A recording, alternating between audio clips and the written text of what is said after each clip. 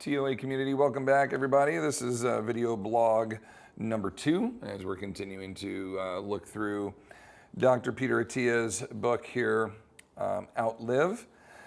Chapter 11 is focused on exercise and resistance training, and so we wanted to read you another paragraph or two out of this and then have a discussion. All right, it's obviously not a revelation that exercise is good for you. So is chicken soup if you have a sore throat. But not many people realize how profound its effects really are. Study after study has found that regular exercisers live as much as a decade longer than sedentary people. Not only do habitual runners and cyclists tend to live longer, but they stay in better health, with less morbidity from causes related to metabolic dysfunction.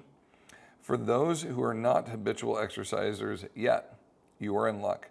The benefits of exercise begin with any amount of activity north of 0, even brisk walking, and go up from there. Just as almost any diet represents a vast improvement over eating only fast food, almost any exercise is better than remaining sedentary. Although my medical school classmates and I have learned almost zilch about exercise, let alone how to prescribe it to patients, Medicine 2.0 does at least recognize its value. Unfortunately, the advice rarely goes beyond generic recommendations to move more and sit less.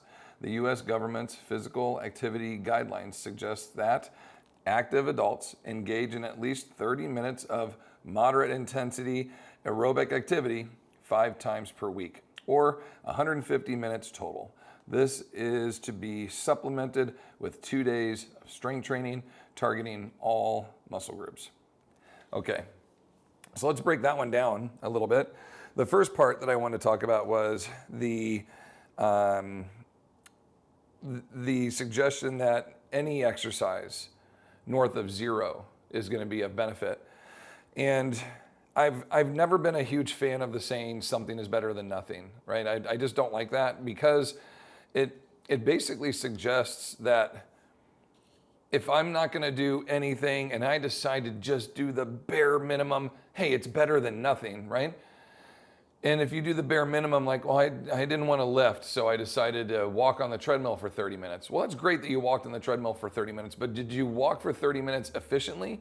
Did you give a good effort? Did you undulate hills? Did you create a challenge that made that 30 minutes of walking good? Or challenging for your body to create or to stir or to demand change, right? Better improvement. Or did you simply walk 2.0, easy, 2 miles an hour, 0% incline for 30 minutes, check the box, and then go home? Well, I would say that either are better than nothing. But the first one that I suggested, the undulating hills, the challenge, the ability to push yourself and cause your body's systems some damage in a good way to rebuild and make you better for next time is going to be a much more efficient use of your time. In fact, 20 minutes on the treadmill with a higher effort would be more beneficial than 30 minutes at that low, stagnant, baseline, non-challenging level. I would guess even 10 minutes at that higher intensity would be more beneficial than the lower one, okay? Now I'm just kind of guesstimating and discussing this with you. And the whole point is, don't accept, well, it's better than nothing. I would like you to say, I'm supposed to do a 30-minute walk today. I'm just not feeling like challenging myself that much, or my body's a little sore and I'm achy or something like that, then fine. Why don't you do a 15-minute walk, but walk with a purpose? Go challenge yourself. And I bet you, at the end of the 15 minutes, you're going to go, I actually feel pretty good. I can keep going. Because, as we talked about last time, you're going to get that endorphin rush. You're going to get that lifters or walker or exercise runners high that then creates a positive mindset, a positive feeling around exercise. So if you do that with the mindset of, I'm just going to go work hard for 15 minutes rather than the 30 I originally scheduled, I bet you at the end of the 15, you feel like doing a little bit more. And even if you don't, you still pushed yourself and encouraged change rather than simply checking the box and saying, well, I did 30, it wasn't hard, it wasn't uncomfortable. You probably didn't change or challenge a whole lot in your body then, okay? So think of that one, number one. The second part was the Suggestions for the U.S. government physical activity guidelines suggest that active adults engage in at least 30 minutes of moderate intensity aerobic activity 5 times a week. So, moderate intensity aerobic activity.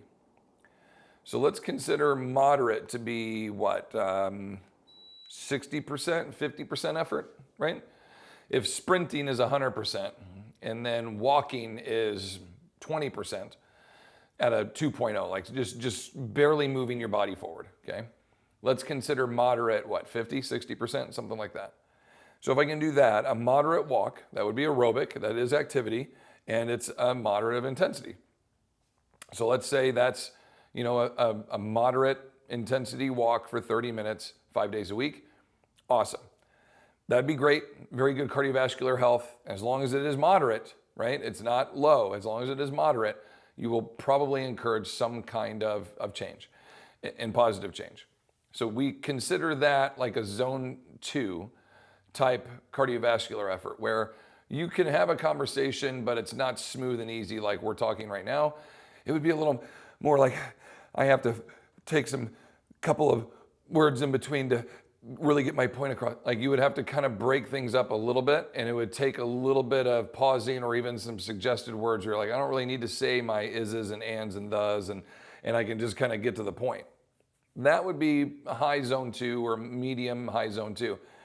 In that zone, and it's going to be different for everybody. I'm not going to dive deep into it now. If you want to learn more about zone 2, get this book. He talks about it, or just search it on the internet, okay? But in that zone 2, ideally, your body's going to work at an intensity that allows it to fuel itself with more body fat and not push so hard to where it asks for a better fueling source like muscle mass, basically, okay? Put it very simply. So ideally, we can maintain or hold on to the muscle mass we have, lose the body fat, that excess body fat that we don't want. Now it says to supplement 2 days of strength training, targeting all major muscle groups. So that would give you 7 days a week if you're walking or doing your aerobics 5 days, and then on the other 2, you're lifting weights. Now that's great. We're not going to do high intensity on any of your aerobic days, or at least not in the beginning. So you're not going to need a day of recovery afterwards, to completely rest and do nothing because you didn't really work that hard to demand a recovery day the next day. However, you worked hard enough where your body needs to rebuild. You worked hard enough where you will need to get some sleep. And that's awesome. That's what we want. Be so tired and exhausted from your day's effort that when your head hits the pillow, you're ready to go to sleep. It's not a challenge. You're ready to go to bed. That shows that you've had a high physical and emotional cognitive effort throughout your day. Your body's tired, your mind's tired, okay? On the other days, we resistance train. We challenge our body physically. And now the muscles are going, hey, we need a day of recovery. Well, the next day we're going to walk. So not a high demand. I'm not lifting weights again. This is a great idea. So maybe I'm going to walk on Mondays and I'm going to lift on Mondays and I'm going to lift on Thursdays and walk every other day of the week.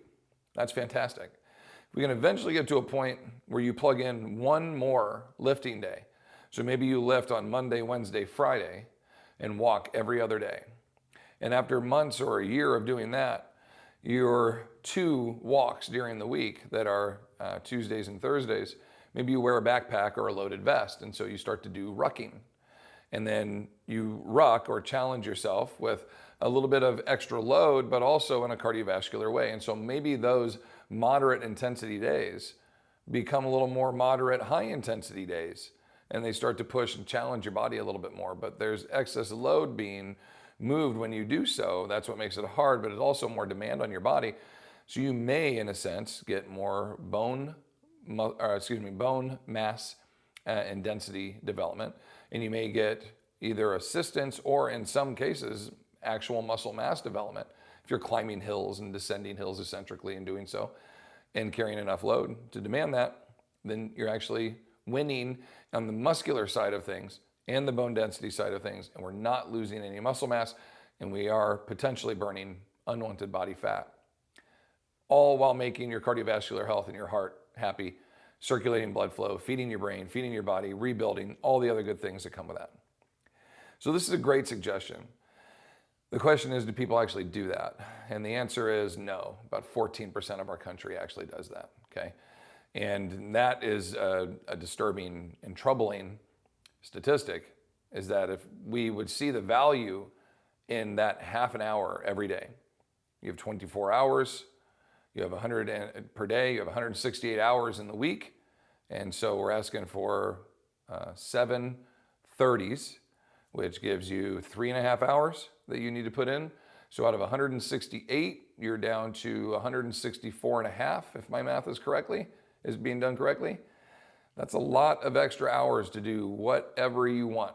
And you're committing 3 to 3.5 hours only to improve yourself and make yourself better, but to keep you on this earth, living better, living longer, fighting off your mortality and being around for your loved ones, in which most cases, most objections to why people don't exercise is because they're too busy taking care of everyone else in their life, that they don't have time to selfishly focus on their own health and fitness and quality of life. Do you see how backwards that thinking is? Do you see how backwards that is? Hey, I have 168 hours in my week. I'm going to commit 3 or 4 of those just to me. And then the rest I can commit wherever they need to go. Now, ideally, 1/3 of that's going to go to sleeping. Okay, so that would be fine. So there goes 60 of your hours, let's say. Well, I've got another 100 that I'm going to put wherever else needs to be done.